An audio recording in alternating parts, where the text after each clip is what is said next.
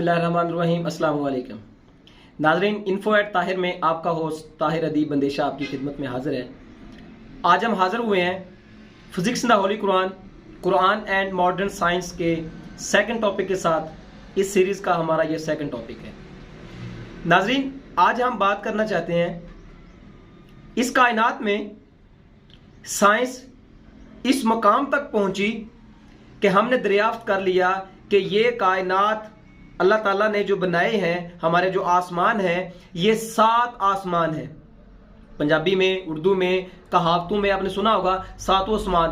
तो सातों आसमान की दरियाफ्त इंट्रोडक्शन हो चुकी साइंस की मदद से। साइंस कहती है कि सातों के सातों आसमान हमारे पास मौजूद हैं।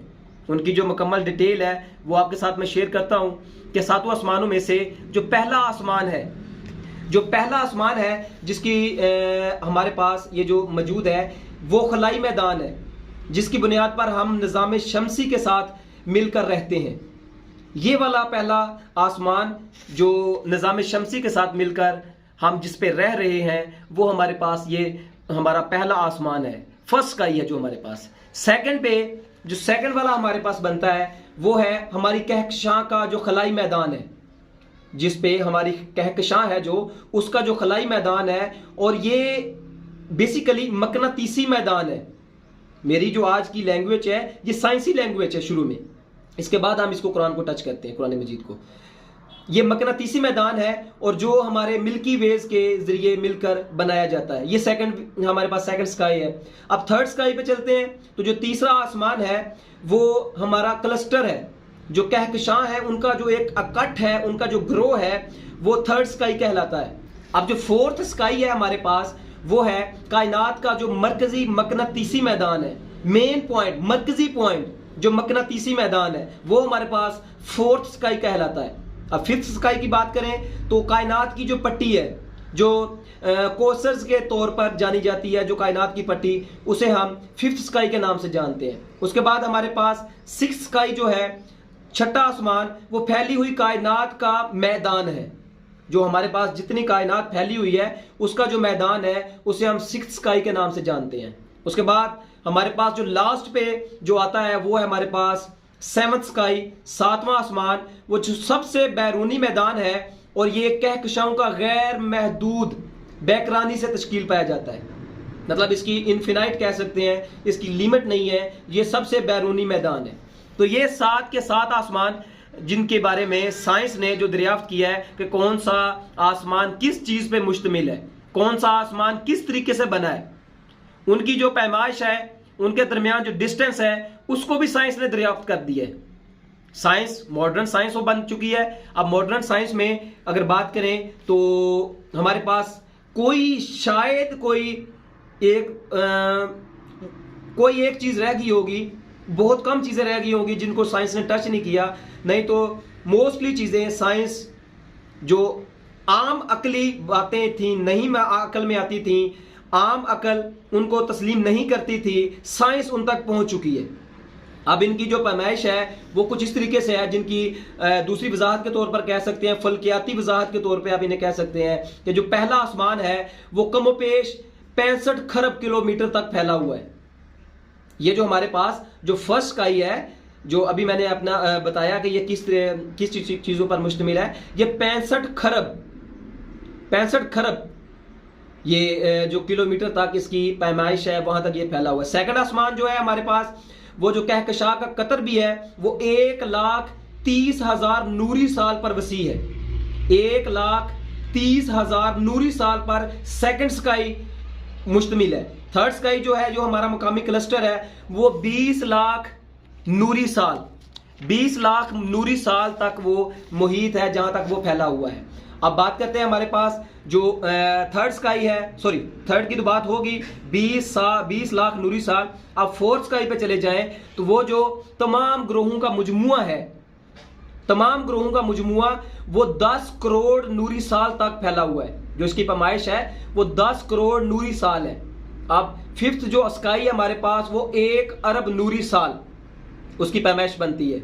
अब सिक्स स्काई 20 अरब नूरी साल उसकी पैमाइश बनती है। और लास्ट पे जो आखिरी आसमान है, 7वां आसमान है, वो इससे भी कई गुना ज्यादा, यानी 20 अरब नूरी साल से भी ज्यादा, और इतना ज्यादा कि उसका अंदाजा लगाना भी नामुमकिन है कि वो उसका एरिया कितना है, उसकी बाउंड्री कितनी है, उसका अंदाजा लगाना भी इस वक्त आम जो हमारी इंसानी सोच है, जो इंसानी माइंड है, उसमें नहीं आता।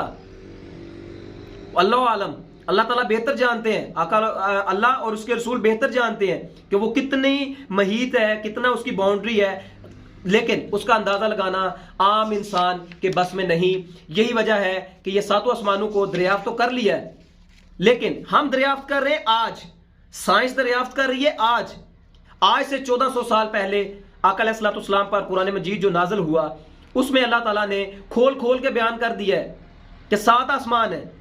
अब कैसे बयान किया है, उनको मैं पुरानी आयात है उनका तर्जुमा मैं आपके सामने पढ़ देता हूं। सबसे पहले हमारे पास सूरतुल मुल्क है, सूरतुल मुल्क की आयत है, बिस्मिल्लाहिर्रहमानिर्रहीम, उसने 7 आसमानी तबकात ऊपर तले पैदा किए हैं, यानी 7 आसमानी तबकात अल्लाह ताला ने ऊपर नीचे पैदा किए हैं।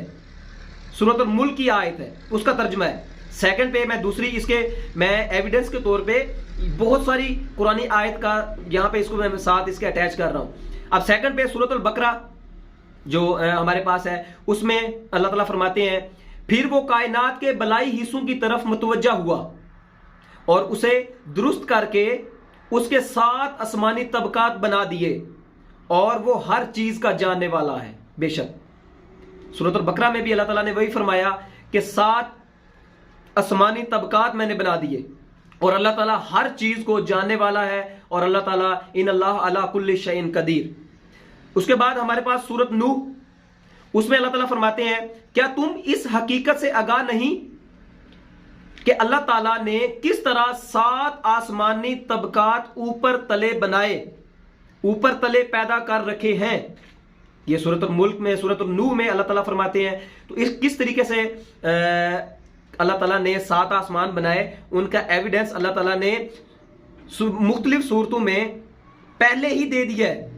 पहले ही उनको अल्लाह ताला ने इसी तरीके से उनको बना दिया है कि वो 7 के 7 आसमान जो अल्लाह ताला ने बनाए हैं, उनका जो एविडेंस है कुरान मजीद में, सूरतुल बकरा में, सूरतुल नूह में, सूरतुल मुल्क में। उसके बाद हमारे पास अगली आयत सूरतुल मोमिनून की, जिसमें सबसे ज्यादा इसकी तशरीह की गई, बिस्मिल्लाहिर्रहमानिर्रहीम, और बेशक हमने तुम्हारे ऊपर कुरे अर्जी के गिर्द फजाए बसीत में निज़ाम कायनात की हिफाजत के लिए 7 रास्ते यानी 7 मकनातीसी पट्टियां या 7 मैदान बनाए, और हम कायनात की तख्लीक और इसकी हिफाजत के तकाजों से बेखबर ना थे। यानी अल्लाह ताला फरमा रहे हैं कि हमने जो 7 आसमान बनाए हैं वो इस कायनात की हिफाजत के लिए बनाए हैं, और अल्लाह ताला किसी चीज से बेखबर नहीं है, बेशक नहीं है। उसके बाद आसमान है, 7वां आसमान है, उनका बनना, उनका साइंसी प्रूफ, और जो बातें जो साइंस ने आज तक मान ली हैं, उन तमाम बातों को कुरान किस तरीके से एक्सप्लेन करता है, यही हम इसको थोड़े से अपने कम इल्मी की वजह से जितना हम कर सके इंशाल्लाह इस पे हम करेंगे। नाजरीन जुड़े रहिए info@tahir के साथ, इंशाल्लाह हाजिर होऊंगा नेक्स्ट टॉपिक के साथ, physics in the Holi Quran के नेक्स्ट टॉपिक के साथ। तब तक के लिए अल्लाह हाफिज।